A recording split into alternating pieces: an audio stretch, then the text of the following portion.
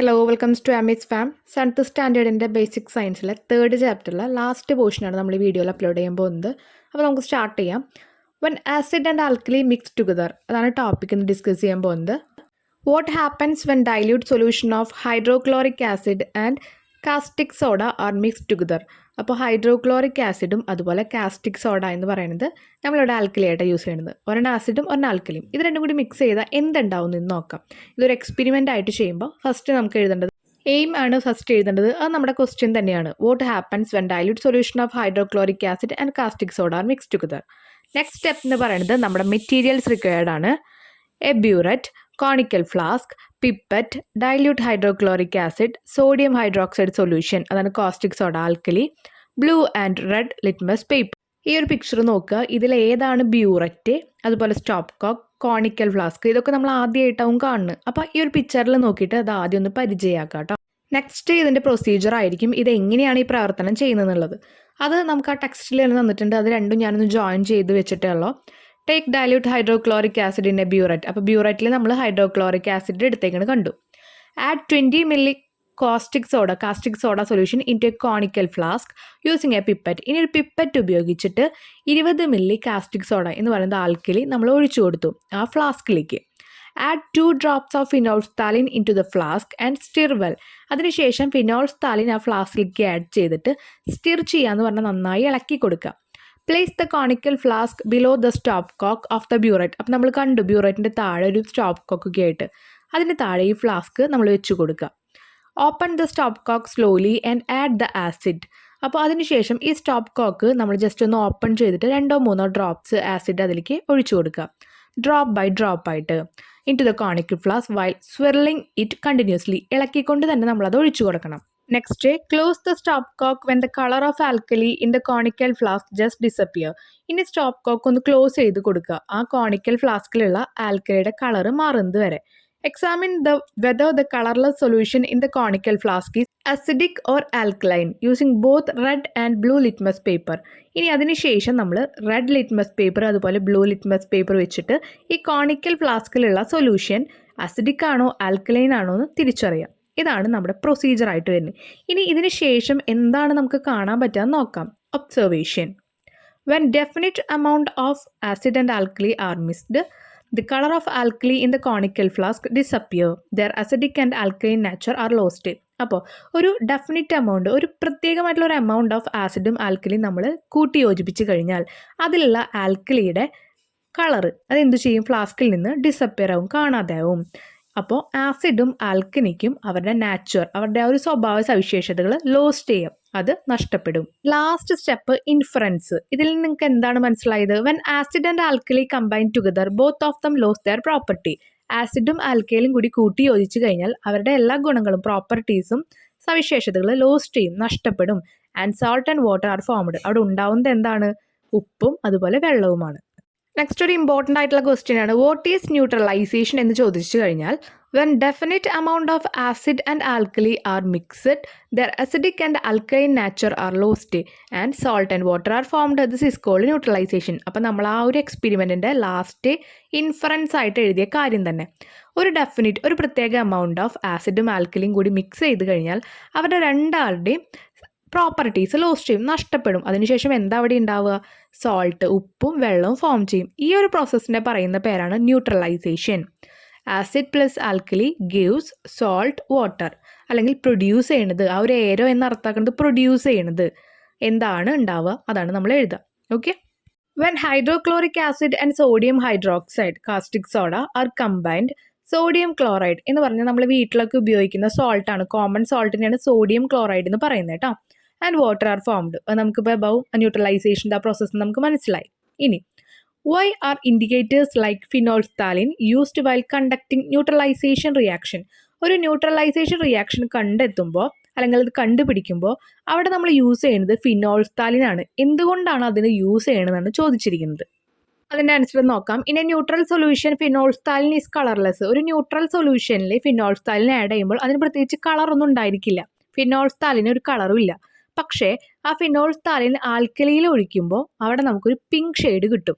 അപ്പോൾ ഇങ്ങനെയുള്ള കളർലെസ് ആയിട്ടുള്ള ഫിനോൾഫ്താലിൻ എടുത്താൽ മാത്രമാണ് അതിൽ ആൽക്കലി ഉണ്ടോ ആസിഡ് ഉണ്ടോ അല്ലെങ്കിൽ അവിടെ എന്തെങ്കിലും ചേഞ്ച് വരുന്നുണ്ടോ എന്ന് നമുക്ക് കാണാൻ പറ്റുക. കാരണം അതൊരു പിങ്ക് ഷെയ്ഡ് കാണിക്കും അതിൽ ആൽക്കലിയോ ആസിഡോ ഒക്കെ ഉണ്ടെങ്കിൽ, ആൽക്കലി ഉണ്ടെങ്കിൽ. സോ നമ്മളിവിടെ കളർലെസ് ആയിട്ടുള്ള ഫിനോൾഫ്താലിൻ യൂസ് ചെയ്യുന്നുണ്ട്. ഇനി neutral solution phenolphthalein is colourless. From this color change, it can be understood whether neutralization is complete or not. അപ്പോൾ ഇതുപോലെ കളർ ചേഞ്ച് ഉണ്ടാകുമ്പോഴാണ് നമുക്ക് മനസ്സിലാവുക അവിടെ ന്യൂട്രലൈസേഷൻ ഉണ്ടാവുന്നുണ്ടോയെന്ന്. To know whether the neutralization is complete, phenolphthalein is used. Neutralization അവിടെ complete ആവുന്നുണ്ടോ എന്നറിയാനാണ് phenolphthalein use ചെയ്യുന്നത്. ഓക്കെ, ആൽക്കലൈഡ് പ്രസൻറ്റ് ഉണ്ടായിരിക്കുമ്പോൾ അതെന്താ ഒരു പിങ്ക് ഷെയ്ഡൊക്കെ ഉണ്ടായിരിക്കും. ഓക്കെ, ഇനി ടെക്സ്റ്റിൽ വരുന്ന നെക്സ്റ്റ് ക്വസ്റ്റ്യൻ ആണ്, soil in Kerala is generally acidic in nature. Why lime which is alkaline is added to soil. കേരളത്തിലെ മണ്ണ് എന്ന് പറയുന്നത് അസിഡിക് നാച്ചുറുള്ള ഒരു മണ്ണാണ്. അതുകൊണ്ട് തന്നെ നമ്മൾ ലൈം, ചുണ്ണാമ്പ് അതിലേക്ക് ആഡ് ചെയ്ത് കൊടുക്കാറുണ്ട്. എന്തിനാണ് ഇങ്ങനെ ആഡ് ചെയ്യുന്നത്? When lime is added to soil, this compound work to increase the soil's P H level സോയിലിൻ്റെ ഇൻക്രീസ് ചെയ്യാൻ വേണ്ടിയിട്ട് ഈ ലൈം ആഡ് ചെയ്യുമ്പോൾ ഹെൽപ്പ് ചെയ്യും. Making soil less acidic and more alkaline. അപ്പോൾ അസിഡിക് നാച്ചുർ നമുക്കറിയാം, അസിഡിക് നാച്ചുർ കൂടിക്കഴിഞ്ഞാൽ എന്തായാലും എല്ലാ സബ്സ്റ്റൻസും നാശമായിട്ട് പോകും. അപ്പോൾ ഇതൊന്ന് മെയിൻറ്റെയിൻ ചെയ്യാൻ വേണ്ടിയിട്ടാണ് നമ്മൾ ഈ ലൈം ആഡ് ചെയ്യുന്നത്, ചുണ്ണാമ്പ് ആഡ് ചെയ്യുന്നത്. ഇനി എന്താണ് സോയിലിൻ്റെ പി എച്ച് എന്നറിയണ്ടേ, അല്ലെങ്കിൽ എന്താണ് പി എച്ച് വാല്യൂ എന്നറിയണ്ടേ, അത് നമുക്ക് നോക്കാം. അതിന് മുൻപായിട്ട് അവിടെ ഒരു ബോക്സ് വന്നിട്ടുണ്ട് അസിഡിറ്റിയുടെ, അത് നമുക്കൊന്ന് വായിക്കാം. Acidity is produced in the stomach to support the digestion of food. അപ്പോൾ നമ്മുടെ ദഹനശേഷിക്ക് വേണ്ടിയിട്ട്, ഭക്ഷണം ദഹിക്കാൻ വേണ്ടിയിട്ട് നമ്മുടെ വയറിൽ ഒരു ആസിഡ് പ്രൊഡ്യൂസ് ചെയ്യുന്നുണ്ട്. At times when food is not taken properly, ഭക്ഷണം കറക്റ്റ് സമയത്ത് എടുക്കാതിരിക്കുക, അല്ലെങ്കിൽ or when enough water is not consumed, കറക്റ്റായിട്ടുള്ള വെള്ളം കുടിക്കാതിരിക്കുക. And unhealthy food habits are followed. Unhealthy എന്ന് പറയുമ്പോൾ ഈ ഫ്രൈഡ് ഫുഡ്സ് പോലെ ബാക്കി KFC അങ്ങനത്തെ ഫുഡ്സൊക്കെ നമ്മൾ കഴിക്കുക, അല്ലെങ്കിൽ ഇങ്ങനത്തെ കുറച്ച് പ്രോസസ്സ് വരുമ്പോൾ the amount of acid increase in the stomach. നമ്മുടെ വയറിലുള്ള ഈ ആസിഡ് എന്ത് ചെയ്യും, അതിൻ്റെ എമൗണ്ട് കുറച്ച് കൂടുതലായിട്ട് അവർ പ്രൊഡ്യൂസ് ചെയ്യും. This is called acidity. ഇങ്ങനെ പ്രൊഡ്യൂസ് ചെയ്യുമ്പോൾ ഉണ്ടാവുന്നതാണ് ഈ acidity. Doctors prescribe medicines contain alkali to overcome this. അപ്പോൾ ആസിഡിൻ്റെ അല്ലെങ്കിൽ അസിഡിക് നാച്ചുർ കുറയണമെങ്കിൽ ആൽക്കലി നാച്ചുറുള്ള മെഡിസിൻസ് കൂട്ടും. ഓക്കെ, അവർക്ക് കൊടുക്കും, പ്രിസ്ക്രൈബ് ചെയ്ത് കൊടുക്കും ഡോക്ടേഴ്സ്. ആസിഡിറ്റി കുറയ്ക്കണമെങ്കിൽ നമ്മൾ ആൽക്കലി നാച്ചുറൽ ആയിട്ടുള്ള ഒരു മെഡിസിൻ കൊടുക്കുക. ഇനി സോയിലിൻ്റെ പി എച്ച് എന്ന് പറഞ്ഞില്ലേ, അതെങ്ങനെയാണ് കണ്ടുപിടിക്കാൻ നമുക്ക് നോക്കാം. ടെക്സ്റ്റിലുള്ള ടോപ്പിക് തന്നെയാണ്, ജസ്റ്റ് ഒരു ഹെഡിങ് കൊടുത്തു എന്ന് മാത്രം. Method of finding the P H of soil. സോയിലിൻ്റെ പി എച്ച് എങ്ങനെ കണ്ടുപിടിക്കാം? Take a glass and fill it half with soil. ഒരു ഗ്ലാസ് എടുത്തിട്ട് അതിൻ്റെ ഹാഫ് പോർഷൻ, പകുതി വരെ സോയിൽ ഇടുക, മണ്ണിടുക. Pour water till the soil is immersed completely and stir well. Pour ചെയ്യാൻ പറഞ്ഞാൽ വെള്ളം ഒഴിക്കുക. എന്നിട്ട് ആ സോയിൽ ഇമ്മേഴ്സ്ഡ്, മുഴുവനായിട്ട് നനഞ്ഞു കിടക്കണം. അതിനുശേഷം അത് നന്നായിട്ട് ഇളക്കി കൊടുക്കുക. സ്റ്റിർ ചെയ്യാൻ പറഞ്ഞാൽ ഇളക്കി കൊടുക്കുക. Tilt the glass and collect the oozing water. എന്നിട്ട് ഗ്ലാസ് ഒന്ന് ചെരിച്ച് വയ്ക്കുക. ടിൽറ്റ് ചെയ്യാൻ പറഞ്ഞാൽ ചെരിച്ച് വയ്ക്കുക. എന്നിട്ട് ആ ഊസിങ് വാട്ടർ എന്ന് പറയുമ്പോൾ അത് നൂർന്ന് വരുന്ന വെള്ളം നമ്മളൊന്ന് കളക്ട് ചെയ്ത് വയ്ക്കുക, ശേഖരിക്കുക. When the water clears dip a PH paper into it. ഇനി വാട്ടർ കറക്റ്റായിട്ട് ക്ലിയർ ചെയ്യുക. ബാക്കി മണ്ണിൻ്റെ തരികളൊക്കെ താഴെ വന്ന് കിടക്കുമ്പോൾ ആ വാട്ടർ ഇങ്ങനെ ക്ലിയർ ചെയ്ത് മുകളിൽ കാണാം. അതിലേക്ക് നമ്മൾ ഡിപ്പ്, മുക്കുക. എന്താണ്? ഒരു PH paper. Compare the colour change of the PH paper with the colour chart and find the PH of the soil. അപ്പോൾ നമ്മൾ ആ വെള്ളത്തിൽ നനച്ച ആ ഒരു PH പേപ്പർ ഉണ്ടാവില്ലേ, അതിലെ കളർ ചേഞ്ചും ശ്രദ്ധിക്കുക. അതിനുശേഷം നമ്മുടെ കയ്യിൽ ഒരു കളർ ചാർട്ട് ഉണ്ടായിരിക്കും, അതിലെ കളറും ശ്രദ്ധിക്കുക. അത് രണ്ടും കൂടി കമ്പയർ ചെയ്ത് കഴിഞ്ഞാൽ ആ സോയിലിൻ്റെ PH വാല്യൂ എത്രയാണെന്ന് നമുക്ക് മനസ്സിലാക്കാൻ പറ്റും. ഇനി നമ്മളത് നോക്കിക്കഴിഞ്ഞ് ആ ഒരു PH വാല്യൂ 7 കുറവാണെങ്കിൽ അത് അസിഡിക് ആണ്. If pH value is less than 7, it is acidic. And if greater than 7, it is alkaline. ഇനി അത് 7 കൂടുതലാണെങ്കിൽ അത് ആൽക്കലൈൻ ആണ്. ഇനി അത് 7 ആണെങ്കിൽ അതെന്താവും? പ്യുവർ വാട്ടർ ആയിരിക്കും കേട്ടോ. PH വാല്യൂ 7 ആണെങ്കിൽ പ്യുവർ വാട്ടർ ആയിരിക്കും. അത് നിങ്ങളൊന്ന് ആഡ് ചെയ്യാം. ഇനി നെക്സ്റ്റ് ക്വസ്റ്റ്യൻ വരുന്നത്, what is PH paper? PH paper is used to examine whether a substance is acidic or alkaline. ഒരു സബ്സ്റ്റൻസ്, ഒരു വസ്തു അസിഡിക് ആണോ ആൽക്കലൈൻ നാച്ചുറുള്ളതാണോ എന്ന് അറിയാൻ വേണ്ടി ഉപയോഗിക്കേണ്ടതാണ് PH paper. A colour chart marked with PH value is available along with a PH paper. PH പേപ്പറിനോടൊപ്പം തന്നെ ഒരു ചാർട്ടും കൂടി നമുക്ക് കിട്ടും. അതിൽ ഓരോ കളേഴ്സ് ഉണ്ടായിരിക്കും. ആ കളേഴ്സിന് നേരെ അത് എത്ര വാല്യൂസ് ആണെന്ന് ഉണ്ടായിരിക്കും. The colour change produced when a PH paper is dipped in a solution is compared with the colour chart to find whether the solution is acidic or alkaline nature. അപ്പോൾ നമ്മളൊരു സൊല്യൂഷനിൽ നേരത്തെ തന്നെ ഒരു സോയിലിൻ്റെ ആ ഒരു പാത്രത്തിൽ വെള്ളം നിറച്ച് നമ്മളൊരു പേപ്പർ ജസ്റ്റ് ഡിപ്പ് ചെയ്തു എന്ന് പറഞ്ഞല്ലോ, മുക്കിയെന്ന് പറഞ്ഞു. അതിൽ കാണുന്ന ആ PH പേപ്പറിൽ കാണുന്നത് ഏത് കളർ ചേഞ്ച് ആണെന്ന് നമ്മൾ നോക്കും. ആ കളർ ചേഞ്ചും നമ്മുടെ ചാർട്ടിൻ്റെ ചാർട്ടിൽ കുറച്ച് കളേഴ്സ് ഉണ്ടായിരിക്കുമല്ലോ, അതിലെ കളേഴ്സ് നോക്കും. ഇത് രണ്ടും കൂടി കമ്പയർ ചെയ്തിട്ട് സെയിം കളേഴ്സ് ഏതാണ് വരുന്നത് അതിൻ്റെ വാല്യൂ നോക്കിയിട്ടാണ് നമ്മളിവിടെ എഴുതുക. നെക്സ്റ്റ് നമുക്കിവിടെ ആസിഡ് തന്നിട്ടുണ്ട്, അതിൻ്റെ ഉപയോഗം യൂസും തന്നിട്ടുണ്ട്. നോക്കാം. വിനേഗർ എന്തിലൊക്കെ ഉപയോഗിക്കുക? പിക്കിൾസിൽ, അച്ചാറുകളിൽ ഉപയോഗിക്കും. ആൻഡ് അതർ ഫുഡ് സബ്സ്റ്റൻസ്, പിന്നെ കുറച്ച് ഭക്ഷ്യവസ്തുക്കളിൽ ഉപയോഗിക്കും. Citric acid food preservation and in soft drinks. Food preservation എന്ന് പറയുമ്പോൾ ഓരോ ഭക്ഷണങ്ങൾ നമ്മളിങ്ങനെ സൂക്ഷിച്ച് വെക്കില്ലേ, അതിൽ സിട്രിക് ആസിഡ് ഉണ്ടായിരിക്കും. നാരങ്ങയിലുള്ളത് സിട്രിക് ആസിഡ് ആണ് കേട്ടോ, അതൊന്നും അധികം നാശമാവില്ല പെട്ടെന്ന്. ആൻഡ് ഇൻ സോഫ്റ്റ് ഡ്രിങ്ക്സ്, പിന്നെ ചില ഇപ്പോൾ കൊക്കക്കോള, പെപ്സി അങ്ങനത്തെ കുറച്ച് കാര്യങ്ങളിൽ. പിന്നെ nitric acid and sulphuric acid manufactures of chemical fertilisers, paint, dyes etcetera. അപ്പോൾ രാസവളങ്ങൾ ഉപയോഗിക്കുന്നതും അതുപോലെ പെയിൻറ്റുകളിൽ ഡൈസ് എന്ന് പറഞ്ഞാൽ എന്താ, കളർ ചേഞ്ച്, ബ്ലാക്ക് ബ്ലൂ കളറൊക്കെ ആക്കുന്നില്ലേ, അതിലൊക്കെ ഉപയോഗിക്കുന്നത് ഈ നൈട്രിക് ആസിഡും സൾഫ്യൂരിക് ആസിഡും ആണ്. ഇനി സൾഫ്യൂരിക് ആസിഡ് മാത്രം ഉപയോഗിക്കുന്നത് ഏതാ? ഓട്ടോമൊബൈൽ ബാറ്ററീസ്, നമുക്കറിയാം വണ്ടികളിലുള്ള ബാറ്ററീസ്, അങ്ങനെ കുറച്ച് വസ്തുക്കൾ ഉണ്ടാവില്ലേ, അതിൽ സൾഫ്യൂരിക് ആസിഡ് ഉപയോഗിക്കുന്നുണ്ട്. ഇനി tannic acid production of ink and leather ഉണ്ടാക്കാനും അതുപോലെ തന്നെ ഇങ്ക് ഉപയോഗിക്കാൻ മീൻസ് പ്രൊഡ്യൂസ് ചെയ്യാനും ഹെൽപ്പ് ചെയ്യുന്നു. ഇനി ആൽക്കലീസ് എന്തിനാന്ന് നോക്കാം. മാനുഫാക്ചർ ഓഫ് സോപ്പ് ഉണ്ടാക്കാൻ വേണ്ടിയിട്ട്, manufacture of detergents and ceramic materials. അപ്പോൾ നമുക്ക് പാത്രങ്ങൾ ഉണ്ടാക്കുന്ന ചില മെറ്റീരിയൽസ് ഒക്കെ സിറാമിക് ആണ് കേട്ടോ. പിന്നെ അതുപോലെ തന്നെ ഡിറ്റർജൻസ് എന്ന് പറഞ്ഞാൽ എന്താ, സോപ്പും പൊടി നമ്മൾ ഉപയോഗിക്കില്ലേ, അത്. ഇനി ഇൻഡസ്ട്രിയൽ പർപ്പസ്, ഇൻഡസ്ട്രിയിൽ ഉപയോഗിക്കാറുണ്ട്. പ്യൂരിഫിക്കേഷൻ ഓഫ് വാട്ടർ, വെള്ളം പ്യൂരിഫൈ ചെയ്യാൻ വേണ്ടി, അസിഡിക് നേച്ചർ കളയാൻ വേണ്ടിയിട്ട് നമ്മൾ ആൽക്കലി ഉപയോഗിക്കില്ലേ, അത്.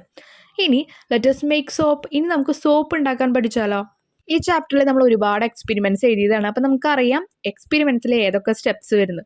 ഫസ്റ്റ് സ്റ്റെപ്പ് എയിം ആയിരിക്കും. ഇവിടെ എന്തായിരിക്കും aim? To make a soap, അതായിരിക്കും എയിം. ഇനി അടുത്തത് മെറ്റീരിയൽസ് റിക്വയർഡ്, അത് ഇതിൽ തന്നെയുണ്ട്, നിങ്ങൾ ഇതുപോലെ തന്നെ എഴുതി വെച്ചാൽ മതി കേട്ടോ. Sodium hydroxide, coconut oil, water, sodium silicate, അതുപോലെ സ്റ്റോൺ പൗഡർ അല്ലെങ്കിൽ ടാൽക്കം പൗഡർ, സാധാരണ നമ്മൾ യൂസ് ചെയ്യുന്ന പൗഡർ. ഇതൊക്കെയാണ് മെറ്റീരിയൽസ്, വസ്തുക്കൾ വേണ്ടത്. ഇനി അതിൻ്റെ പ്രൊസീജിയർ, അതും ടെക്സ്റ്റിലുണ്ട്, അതുപോലെ തന്നെ നിങ്ങൾ മനസ്സിലാക്കിയിട്ട് എഴുതി വെച്ചാൽ മതി. പ്രൊസീജിയർ, പ്രവർത്തനം നോക്കാം. Dissolve caustic soda in water taken in A steel vessel. ആദ്യം നമ്മൾ എന്താണ്, സ്റ്റീൽ വെസൽ വെള്ളം എടുത്തിട്ട് അതിൽ കാസ്റ്റിക് സോഡ നമ്മൾ ഡിസോൾവ് ചെയ്യും, നന്നായിട്ട് ഇളക്കും. Heat is liberated when caustic soda dissolve in water. ഇനി വെള്ളത്തിൽ ഈ കാസ്റ്റിക് സോഡ ആഡ് ചെയ്യുമ്പോൾ അവിടെ നിന്ന് എന്ത് വരും? ഒരു ചൂട് വരും. It take 3 to 4 hours for a solution to get cold. എന്നിട്ട് അതൊന്ന് കൂളാണെങ്കിൽ, ഒന്ന് തണുക്കണമെങ്കിൽ 3-4 മണിക്കൂർ വേണ്ടി വരും. When the solution cools, pour it slowly into a coconut oil taken in a plastic or steel vessel and stir well. അതിനുശേഷം ഒരു പ്ലാസ്റ്റിക് വെസൽ, ഒരു പാത്രത്തിൽ നമ്മൾ കുറച്ച് വെളിച്ചെണ്ണ എടുത്തിട്ടുണ്ടാവും, അതിലേക്ക് ഈ തണുത്തതിന് ശേഷം ഈ ഒരു സംഭവം നമ്മൾ ഒഴിച്ചു കൊടുക്കുക, ലിക്വിഡ് ഒഴിച്ചു കൊടുത്തു. Add stone powder and sodium silicate. ഇതിലേക്ക് നമ്മൾ സ്റ്റോൺ പൗഡർ അല്ലെങ്കിൽ ടാൽക്കം പൗഡർ എടുത്താൽ മതി എന്ന് പറഞ്ഞില്ലേ, അതും സോഡിയം സിലിക്കേറ്റും കൂടി ആഡ് ചെയ്ത് കൊടുക്കണം, ചേർത്ത് കൊടുക്കണം.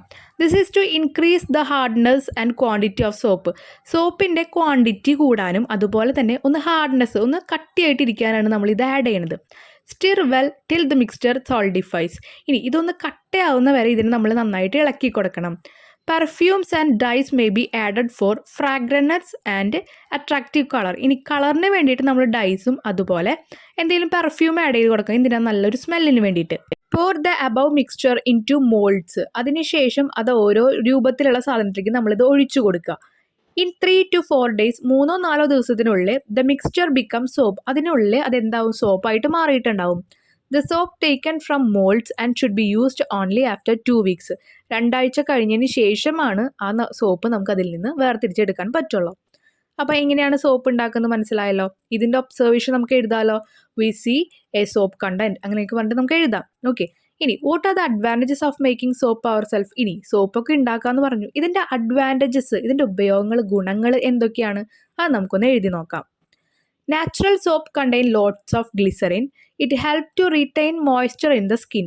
നാച്ചുറലായിട്ട് വീട്ടിൽ തന്നെ നമ്മൾ സോപ്പ് ഉണ്ടാക്കുകയാണെങ്കിൽ അതിൽ ഒരുപാട് ഗ്ലിസറിൻ്റെ കണ്ടന്റ് ഉണ്ടായിരിക്കും. അത് നമ്മുടെ ശരീരത്തിലുള്ള മോയ്സ്ചർ, ആ ഒരു തണുപ്പ്, ഈർപ്പം നിലനിർത്താൻ ഹെൽപ്പ് ചെയ്യും. We can avoid undesirable ingredients found in commercially produced soap. നമ്മൾ ഈ മേടിക്കുന്ന സോപ്പിലൊക്കെ ഉള്ള ഒരുപാട് ഡിസൈറബിൾ എന്ന് പറയുമ്പോൾ നമുക്ക് ആവശ്യമില്ലാത്ത കുറച്ച് ഇൻഗ്രീഡിയൻസ് ഉണ്ടാവും, അത് നമുക്ക് അവോയ്ഡ് ചെയ്യാം വീട്ടിലുണ്ടാക്കുകയാണെങ്കിൽ. The preferable ingredients we can use to make our own soap at home. നമുക്ക് ആവശ്യമായ അല്ലെങ്കിൽ അനുയോജ്യമായ ഇൻഗ്രീഡിയൻസ് ഉപയോഗിച്ചിട്ട്, വസ്തുക്കൾ ഉപയോഗിച്ച് നമുക്ക് സോപ്പ് ഉണ്ടാക്കാൻ പറ്റും.